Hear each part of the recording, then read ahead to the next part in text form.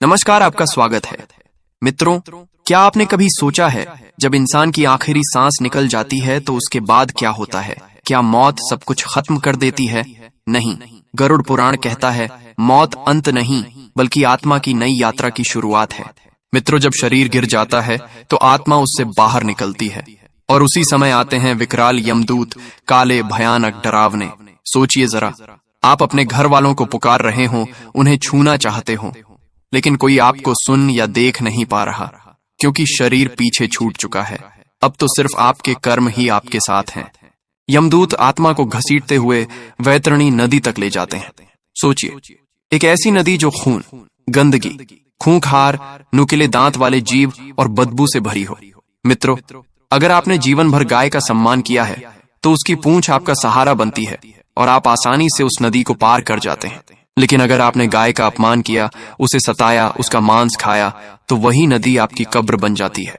आप डूबते रहते हैं, घुटते रहते हैं, लेकिन कोई सहारा नहीं मिलता। क्या आपने कभी सोचा है, जीवन भर का एक एक कर्म यहाँ हमारी नौव बन सकता है या हमारा बोझ?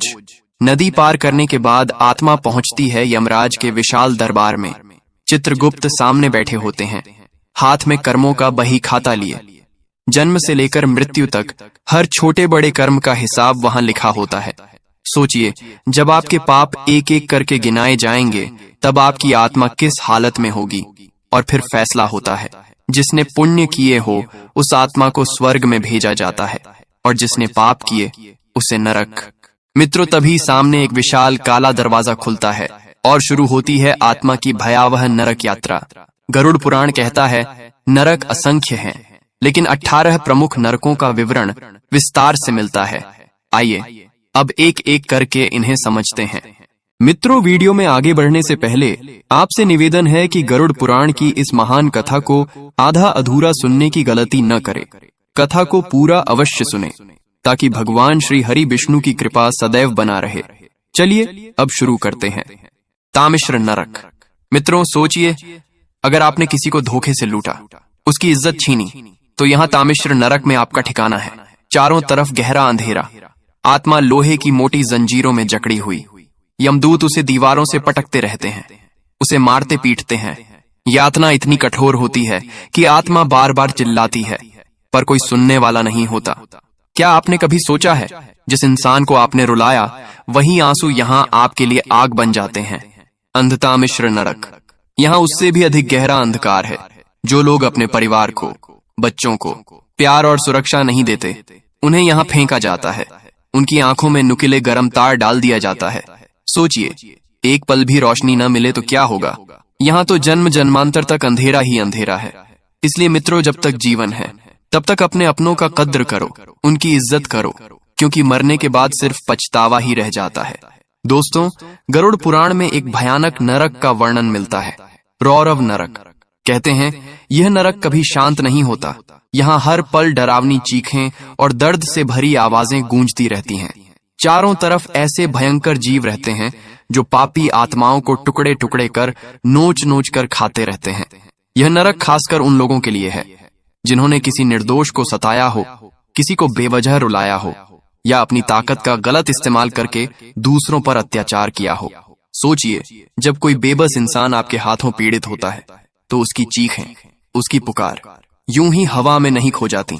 गरुड़ पुराण कहता है वही चीखें आपकी आत्मा का पीछा करती हैं और रौरव नरक में आपके लिए यातना बनकर लौटती हैं।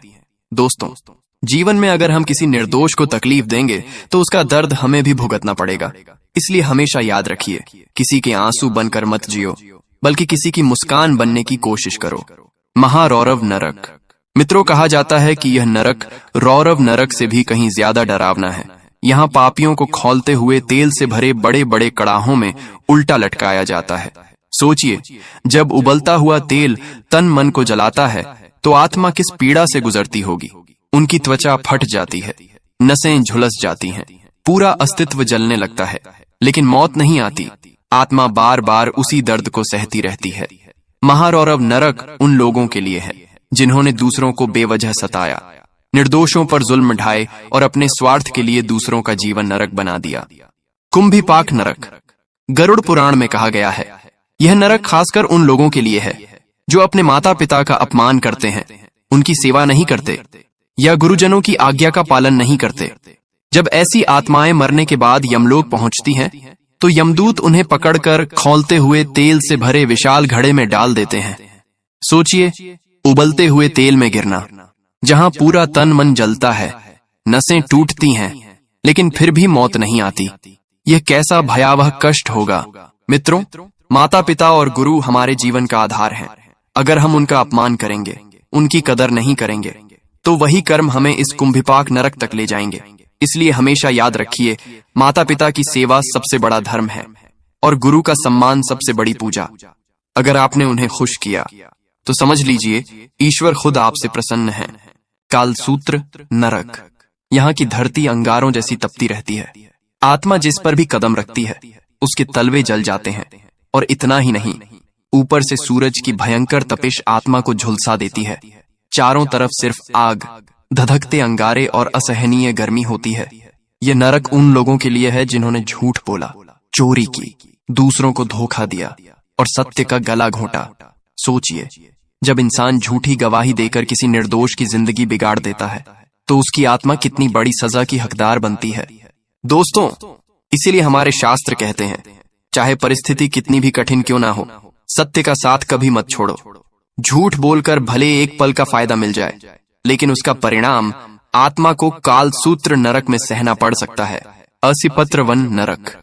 कहा जाता है कि यह नरक एक जंगल जैसा है, लेकिन यहाँ के पेड़ों पर पत्तों की जगह धारदार तलवारें होती हैं।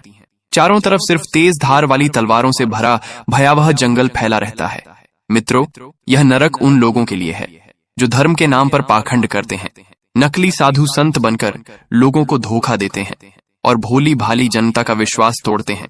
ऐसे पाखंडी जब इस नरक में पहुंचते हैं, तो हर कदम पर उनके शरीर की चीर फाड़ होती रहती है। जहां भी जाते हैं, तलवार जैसी तेज धार उन्हें काटती रहती है।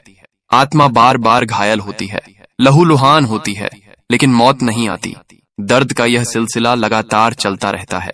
शूकरमुख नरक।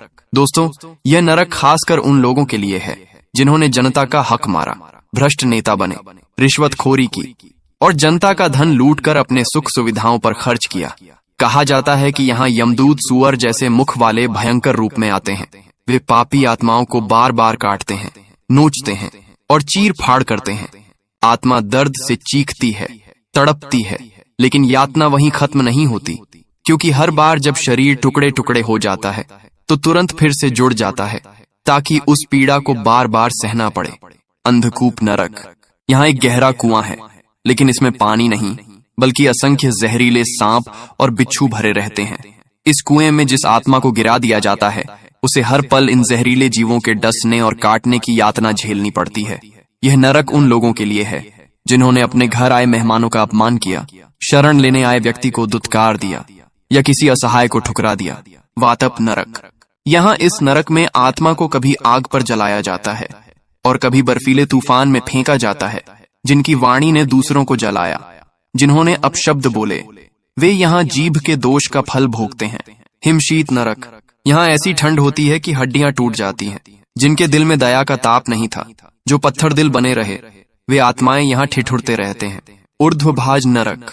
गुरु और मंदिर का अपमान करने वालों को यहाँ उल्टा लटकाकर चीर दिया जाता है। उनका अहंकार टुकड़ों टुकड़ों में बिखर जाता है। धूम्र नरक। नशा करने वाले और समाज को जहरीले पदार्थों से बिगाड़ने वाले यहाँ आते हैं। यहाँ जहरीला धुआं आत्मा को भीतर तक जला देता है। सोचिए, जो धुआं आपने फैलाया था, वही अब आपके गले में उतरता है। आलय नरक। स्त्रियों का अपमान करने वाले, उन्हें वस्तु समझने वाले, यहाँ अपनी वासना की आग में जलते रहते हैं। पृष्ठ नरक। गरीबों और मजदूरों का हक मारने वालों पर यहाँ भारी भरकम चट्टानें गिराई जाती हैं। हर चीख आसमान तक पहुंचती है, लेकिन सुनने वाला कोई नहीं होता। संघर्ष नरक। यहाँ अफवाह फैलाने वालों की जीभ में दहकते कांटे घुसाए जाते हैं। सोचिए, आपने अपने शब्दों से कितनों को चोट पहुंचाई है। तपन और महातपन नरक। यहाँ अग्नि की पीड़ा चरम पर होती है। जो धर्म गुरुओं और तपस्वियों को सताते हैं, वे लगातार जलते रहते हैं। त्वचा गलती है, नसें फटती हैं, लेकिन मौत नहीं आती। सांसार नरक। यहाँ खौलते लावे की नदी है। व्यभिचारी और परिवार नाशक लोग उसमें डूबते जलते रहते हैं। मित्रों, यह सब सुनकर आपको डर जरूर लगेगा, लेकिन याद रखिए, गरुड़ पुराण हमें डराने के लिए नहीं, बल्कि सचेत करने के लिए है। यह बताता है कि हर पाप का हिसाब है, हर बुरे कर्म का हिसाब है, इसलिए जीवन में पाप और बुरे कर्म से बचते रहिए। मित्रों, यदि यह जानकारी आपको पसंद आया हो तो वीडियो को ज्यादा से ज्यादा शेयर करें और कमेंट में जय श्री हरि विष्णु अवश्य लिखें।